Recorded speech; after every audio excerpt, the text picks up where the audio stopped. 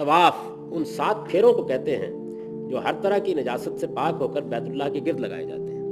یعنی اس کے لیے نجاست سے پاک ہونا تو ضروری ہے، وضو کرنا ضروری نہیں ہے. کر لیں بہت اچھی بات ہے، لیکن نجاست سے پاک ہونا چاہیے، کوئی غلاظت جسم کو لگی ہوئی نہیں ہونی چاہیے. طواف ان 7 پھیروں کو کہتے ہیں جو ہر طرح کی نجاست سے پاک ہو کر بیت اللہ کے گرد لگائے جاتے ہیں.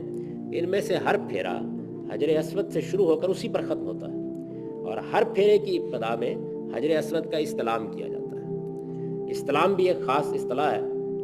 یہ حجر اسود کو چومنے یا ہاتھ سے اس کو چھو کر اپنا ہاتھ چوم لینے کے لیے ایک اصطلاح ہے.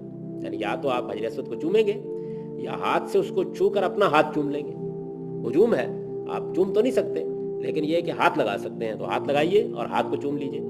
ہجوم کی صورت میں ہاتھ سے یا ہاتھ کی چھڑی سے یا اس طرح کی کسی دوسری چیز سے اشارہ کر دینا بھی اس کے لیے کافی سمجھا جاتا ہے. یعنی گویا استلام کی یہ صورتیں ہیں، یا تو حجر اسود کو چوم کر تجدید عہد کی جائے گی، یا ہاتھ لگا کر ہاتھ کو چوم لیا جائے گا، یا ہاتھ کا اشارہ کر دیا جائے گا ہجوم کی وجہ سے، یا کوئی چھڑی ہاتھ میں ہے، نیزہ ہاتھ میں ہے تو اس سے آپ اس کی جانب اشارہ